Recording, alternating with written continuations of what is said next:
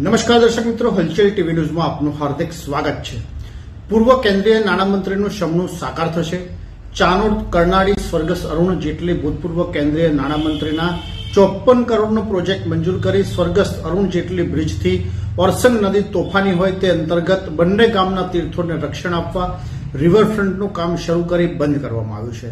તેના તળાવ અમૃત સરોવર વિકસાવવા તેમજ અદ્યતન ગટર ડ્રેનેજ, અદ્યતન માર્ગ, પાર્કિંગ, ત્રિવેણી સંગમ પર સિદ્ધપુર જેવું મુક્તિધામ, નમોવડ ઉપવન તેમજ પિતૃ તર્પણ વિધિ માટે ગાડા બાવળ માટીના ટેકરા દૂર કરી તર્પણ વિધિ માટે વિશ્રામ કુટીર, અદ્યતન આશ્રમ બનાવી રત્નસાગરનું ઉત્તર પ્રદેશ સરકારની જેમ પ્રયાગ કાશી બનાવવાનું સપનું પૂર્ણ કરવા નર્મદા પરિક્રમા સંઘ દ્વારા સૂચન કરવામાં આવ્યું છે। સમાચારોમાં વિગતવાર જોઈએ તો સાબરમતી તાપી ઉપર રિવરફ્રન્ટ અને સૌરાષ્ટ્ર ઉત્તર ગુજરાતના યાત્રાધામના વિકાસ થાય તો રામપુર, ચાણોદ, કરનાળી, નારેશ્વર, નર્મદા પર રિવરફ્રન્ટ તથા યાત્રાધામ વિકાસ ઉપર સરકારના આંખ આડા કાન કેમના સવાલ પણ ઉઠી રહ્યા છે। રાજ્ય સરકાર દ્વારા રાજ્યમાં પ્રવાસનને વેગ મળે તથા યાત્રાધામના વિકાસ માટે કરોડોની ફાળવણીના બજેટ મંજૂર કરવામાં આવતા હોય છે, પરંતુ ખાટલે મોટી ખોડ એ છે કે સરકાર દ્વારા સૌરાષ્ટ્ર તથા ઉત્તર ગુજરાતના યાત્રાધામના વિકાસ કરવામાં આવે છે, પરંતુ જેનું સ્વયં આદિગુરુ શંકરાચાર્ય ગુણગાન કરે, જેના પટ પરના હર કંકણ શંકર મનાતા હોય તેવી રાજ્યને જીવાદોરી સમાન નર્મદા ઉપર નર્મદા જિલ્લાના રામપુરા કે જ્યાંથી પસાર થતી ઉત્તર વાહિની નર્મદા પરિક્રમાના પ્રારંભ થતા હોય તે તટમાર્ગથી કરનાળી, ચાણોદ થઈ ભાડભૂત નારેશ્વરના યાત્રાધામ વિકાસ પર સરકારના આંખ આડા કાન કેમ? સાબરમતી તાપી પર રિવરફ્રન્ટ બને તો નર્મદા પર કેમ નહીંના સવાલ 2 દિવસ પૂર્વે સરકારના બજેટ પ્રવાસન તથા યાત્રાધામ વિકાસ માટે 6000 કરોડ ઉપરાંતની ફાળવણી કરવામાં આવી છે। તે સાથે આશા વ્યક્ત કરવામાં આવી છે। નર્મદા જિલ્લાના રાજપીપળા ખાતે રામપરા ગામથી ચૈત્ર માસમાં ઉત્તર વાહિની નર્મદા મૈયાની પરિક્રમા થતી હોય છે અને આ પરિક્રમા 17 થી 18 કિલોમીટરની હોય છે અને એ નર્મદાના કિનારે કિનારે જ આખી પરિક્રમા ભાવિક ભક્તો કરતા હોય છે। ત્યારે અનેક ભાવિક ભક્તો આખા ગુજરાત, મહારાષ્ટ્ર અને મધ્યપ્રદેશમાંથી પણ અહીંયા લોકો આવતા હોય છે। ગત વર્ષે પણ 24-25 લાખ લોકોએ અહીંયા નર્મદા પરિક્રમા કરી હતી।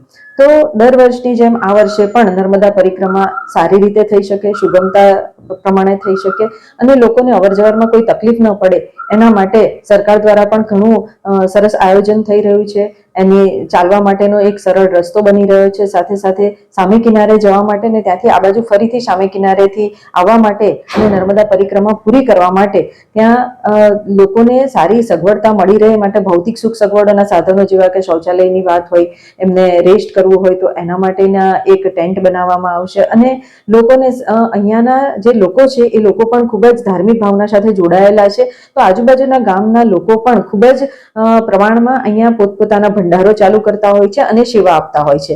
ચાની સેવા હોય, પાણીની સેવા હોય છે, નાસ્તાની સેવા હોય છે, જમવાની સેવા હોય છે અને આજુબાજુ જે પણ મંદિરો છે એ દરેક મંદિરોમાં પણ બધા જ સંતો દ્વારા લોકોને જમવાની વ્યવસ્થા પણ નિઃશુલ્ક રાખવામાં આવે છે। તો આવી સારી સુખ સગવડતાને લીધે લોકોને આ જે આખી પરિક્રમા છે એ ખૂબ સારી રીતે થઈ શકે એ માટેનું અહીંના લોકો દ્વારા પણ અને સરકાર દ્વારા પણ ખૂબ સુંદર આયોજન થઈ રહ્યું છે અને જ્યારે ચૈત્ર મહિનામાં જ્યારે આ પરિક્રમા ચાલુ થશે ત્યારે લોકો ખૂબ સારી રીતે પરિક્રમા કરે એ બાબતમાં સરકાર અને જિલ્લાનું વહીવટી તંત્ર પણ એટલું જ ચિંતા કરે છે અને એના લીધે આ યાત્રા ખૂબ જ સારી રહે અને લોકોને, ભાવિક ભક્તોને કોઈ તકલીફ ન પડે અને માં નર્મદા મૈયાની કૃપા આ ગુજરાત ઉપર પણ બની રહે એવી સર્વે લોકોને પ્રાર્થના પણ છે અને સર્વે લોકોને આ નર્મદા મૈયાના આશીર્વાદ પણ મળી રહે એવી અમે પણ પ્રાર્થના કરીએ છીએ।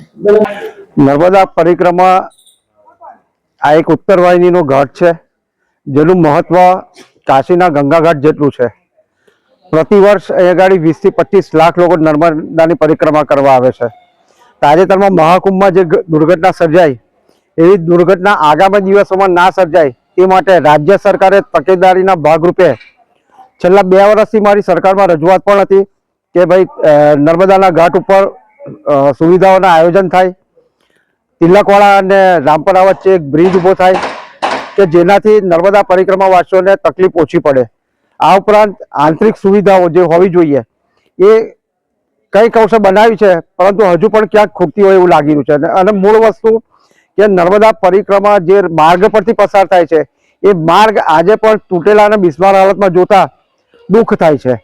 સૌથી મોટી આશ્ચર્યની વાત છે એ છે કે આખા હિન્દુસ્તાનમાં એકમાત્ર દશાવતાર રણછોડરાયની મૂર્તિ અહીંયા છે, જેના મુખાકૃતિને લઈને ધ્યાનમાં લઈને અયોધ્યામાં રામલલ્લાની મૂર્તિ પ્રસ્થાપિત થઈ છે. ત્યારે આ વિસ્તારની અંદર આ વિસ્તારના ધારાસભ્ય અને સાંસદને પણ મારી નમ્ર રજૂઆત છે કે રામપુરાનો વિકાસ થાય, અને વિકાસ થશે તો એની સાથે સાથે સ્ટેચ્યુ ઓફ યુનિટી માત્ર 16 કિલોમીટર દૂર છે, જેથી રામપુરાનું મહત્વ પણ વધી જશે અને સ્ટેચ્યુ ઓફ યુનિટી ઉપર મુલાકાત આવનારા જે છે એ લોકો પણ રામપુરા રણછોડરાયના દર્શન સારી રીતે કરી શકશે. મારું નામ વનરાજસિંહ ગોહિલ છે. મેં રામપુરા નવા રામપુરાનો રહેવાસી છું. અહીંયા નર્મદા કિનારે એટલું બધું એ છે, પરિક્રમામાં બહુ તકલીફ પડે છે અને અહીંયા રિવરફ્રન્ટની જરૂર છે. એ થઈ જાય તો માટી ધોવાનું જે કામ છે એ બધું અટકી રહે ને રિવરફ્રન્ટ બની જાય તો બહુ સારું કહેવાય. સરકાર અમારી બહુ સહાય કરશે.